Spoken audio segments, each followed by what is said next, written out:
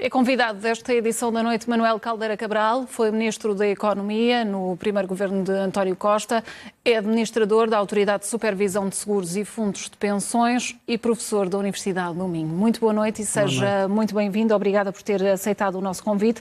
Vamos começar pela confusão em torno dos apoios sociais. O Governo e os deputados não se entendem quanto à forma de cálculo. Hoje tivemos mais um capítulo. Como é que olha para este braço de ferro entre o Governo por um lado e por outro os partidos e o Presidente da República? Eu penso que é uma situação complexa. Foi o próprio Governo que propôs o alargamento dos apoios a estas novas pessoas que estão a ser apoiadas, nomeadamente os empresários em nome individual.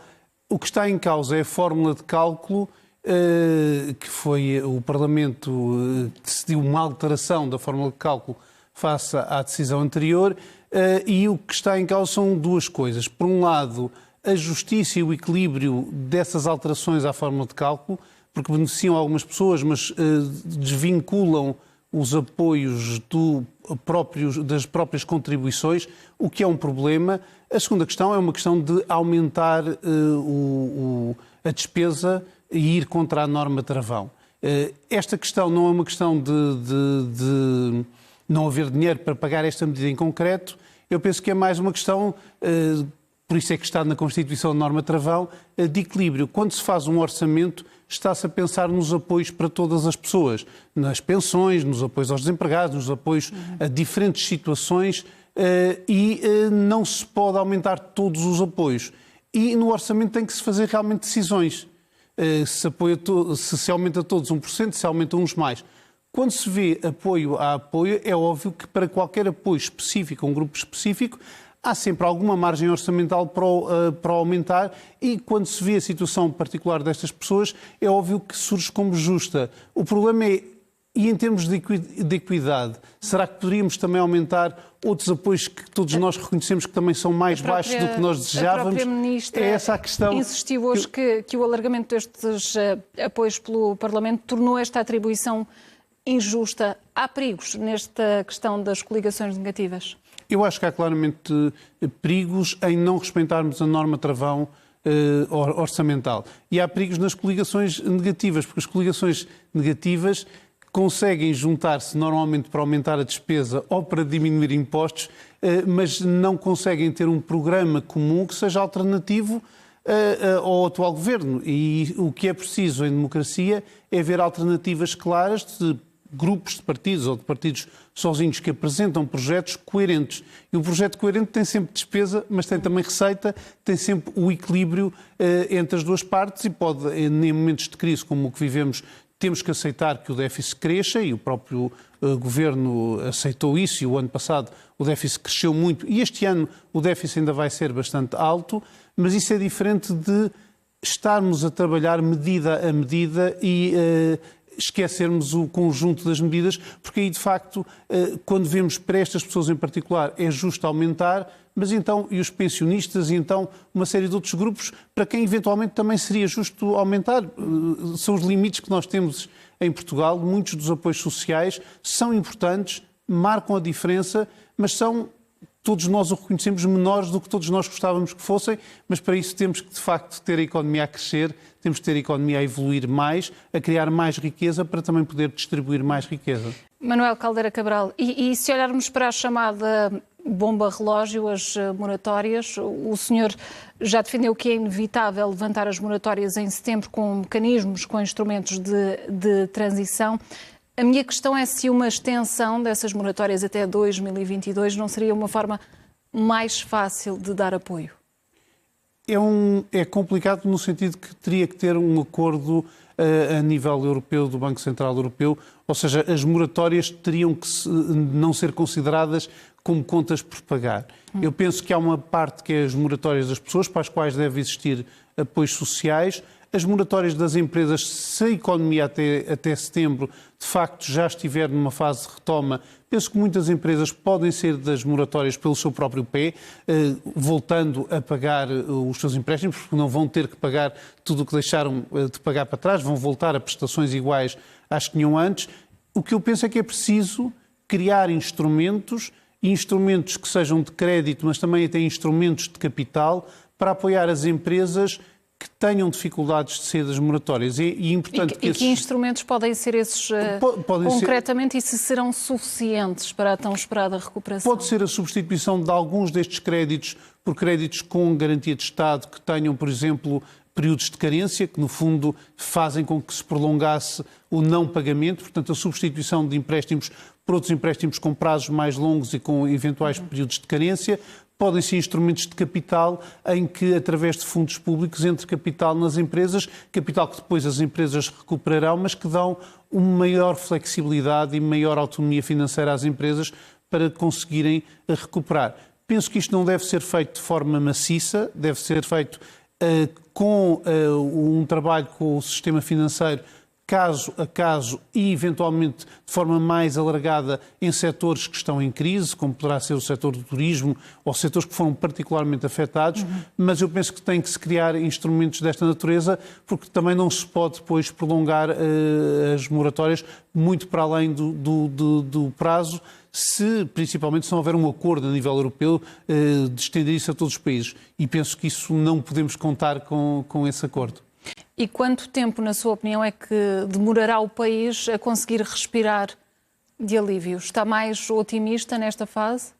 Eu penso que o país vai andar a diferentes velocidades, ou seja, penso que neste segundo trimestre já vai haver sinais de recuperação reais e efetivos, no terceiro trimestre também. Portanto, em 2021 vamos ter já sinais de recuperação efetivos, mas vamos ter também, do outro lado, eventualmente o desemprego ainda a subir, mesmo que não suba muito acentuadamente, ainda vai subir. E vamos ter eventualmente algumas empresas que, mesmo a economia estando a recuperar, como estão em setores ou em áreas de atividade em que essa recuperação está mais lenta, vão estar ainda em grandes dificuldades. E, portanto, vai haver uma recuperação que não será toda à mesma velocidade. Esta crise foi, aliás, muito desigual na forma como afetou empresas e como afetou setores. Eu, por exemplo, no livro refiro que na primeira fase do confinamento nós temos 40% das empresas em que a faturação caiu mais de metade, mas temos também 40% das empresas em que a faturação caiu em média 5, 6%. Ou seja, foram afetadas, mas foram afetadas de uma forma que qualquer empresa consegue aguentar essa quebra de faturação. E esta diferença manteve-se e, em alguns casos, ainda se acentuou ao longo da crise, com algumas profissões, alguns setores de atividade a verem a sua atividade reduzida para metade, em alguns casos até menos. No caso da hotelaria, houve momentos em que estava a menos 90% de atividade do que no ano anterior. E temos outras atividades em que a economia caiu ligeiramente, a atividade caiu ligeiramente e até algumas atividades, poucas, em que houve um aumento da atividade, por exemplo, a parte do digital, a indústria farmacêutica. Alguns setores tiveram até mais atividade do que tinham antes. Portanto, a crise nesse aspecto foi muito desigual e diferente da crise anterior, que afetou mais os setores de forma transversal, não exatamente todos da mesma maneira, mas de uma forma mais transversal, mais igual. Tem estado a fazer referência ao livro que foi lançado hoje, Construir uma Alternativa à Política Económica da Geringonça e a Resposta à Crise da Covid-19. O que se fez na altura tem paralelo com aquilo que se tem que fazer agora? Nós corremos ou não o risco de ter que voltar a tomar medidas de austeridade?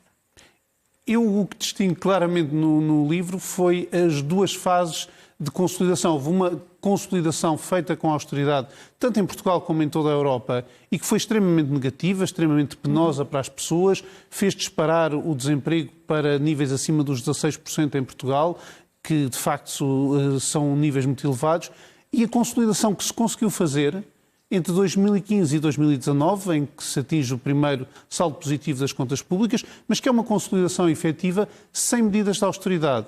E como é que se conseguiu fazer essa consolidação? Com uma política mais ativa de estímulo ao crescimento económico e deixando que o crescimento económico, ao gerar mais atividade económica, gera mais receita e sem aumento das taxas de imposto, essa mais receita ajuda a ir corrigindo o déficit. Eu penso que é esse trajeto que se deve seguir e não um trajeto de austeridade, isto é, de aumento de impostos ou de cortes de salários ou de pensões ou de direitos atribuídos. E penso que a partir de 2022, mas principalmente em 2023, será possível, com o crescimento da economia, que o déficit vá reduzindo e que volte a contas equilibradas ao longo de vários anos, até 2024, até 2025, ou eventualmente mais longo se a crise e se a recuperação não for tão rápida e se a crise também demorar mais, mas é possível fazer isso sem medidas de austeridade. Foi isso que nós demonstramos em 2015, com o nosso célebre cenário macroeconómico, que muita gente não acreditou que fosse possível, mas de facto foi essa fórmula que aplicámos e conseguimos acelerar o crescimento, ir corrigindo o déficit e ter rigor orçamental, mas ao mesmo tempo ir aumentando os salários, aumentando as pensões, as prestações sociais, não de uma forma abrupta e com grandes movimentos de aumento, mas ir aumentando progressivamente e garantindo às pessoas a confiança de que havia uma estabilidade nos seus direitos económicos e sociais. E penso que é esse caminho que não só Portugal deverá fazer agora, mas é muito interessante ver que é esse caminho que a Europa escolheu agora, uma recuperação mais parecida com a que nós propusemos e que aplicámos entre 2015 e 2019, do que uma recuperação que volta atrás a 2011, a 2010, com austeridade. Mas há condições para esse caminho, ou seja, neste dia em que assinalamos a passagem dos 10 anos do pedido de resgate de Portugal à Troika, nós voltámos ao mesmo nível de 2010, por exemplo, no que diz respeito ao PIB, ao déficit, à dívida, ao volume de exportações. Corremos o risco de eventualmente ter de pedir um novo resgate ou isso fica muito claro que não? Eu penso que nós estamos numa situação melhor do que a de 2010, 2011 em alguns aspectos, porque conseguimos ter, antes da crise, um saldo positivo das contas públicas. Isso foi importante e deu-nos também uma credibilidade grande, e porque as políticas europeias estão diferentes. O Banco Central Europeu mantém agora taxas de juros muito baixas, enquanto na anterior crise fez o erro de aumentar as taxas de juros quando a economia estava a cair, o que foi um erro, de facto, que se pagou muito caro em toda a Europa, e a própria política europeia está a ser uma política europeia com o Fundo de Recuperação e Resiliência, com novos instrumentos e também com as políticas orçamentais de todos os países. A Alemanha está a fazer uma política orçamental bastante expansionista. Todos estes fatores em conjunto fazem com que esta recuperação seja de facto diferente da que aconteceu em 2011, que foi uma não recuperação, foi um estender da crise por mais alguns anos. Agora, isso não significa que nós não tenhamos que estar atentos às questões orçamentais. Não devemos dar-lhe a prioridade agora em 2021, como também não demos em 2020. E perante este seu otimismo, há avisos ou alertas que sejam importantes deixar também? Há claramente avisos e alertas. Esta crise tem um custo e esse custo vai ser pago. O que não tem é que ser pago no momento em que a crise está a acontecer, aprofundando e afundando o país numa crise maior. Mas terá que ser pago depois com a recuperação económica, e essa recuperação económica poderia ir para aumentos de salários, poderia ir para reduzir taxas de imposto, poderia ir para muitas novas despesas, para melhorar os serviços públicos, todas elas justas, mas vamos ter que, na recuperação, fazer esses aumentos com peso, conta e medida para conseguir, na recuperação, ir baixando o déficit e começar outra vez a baixar o endividamento. Nós podemos fazer esta política em 2021, devemos continuar a fazer uma política em 2022 que acomode e que dê apoio às empresas e às pessoas, mas devemos, a partir de 2022, final de 2022, 2023, começar, de facto, se houver um bom crescimento económico, a usar esse crescimento económico para reduzir substancialmente o déficit e mostrar também aos mercados que estamos outra vez a reduzir a dívida, porque a dívida está, de facto, a níveis mais altos até do que estava na anterior crise. E, portanto, temos que ter noção dessas dificuldades. Agora, não temos é que fazer uma política procíclica, porque isso seria um erro. Isso, em vez de nos ajudar a reduzir o endividamento, prolongaria a crise, e prolongar a crise é o pior que há para o endividamento. Manuel Caldeira Cabral, boa noite e obrigada pela sua presença nesta edição da noite.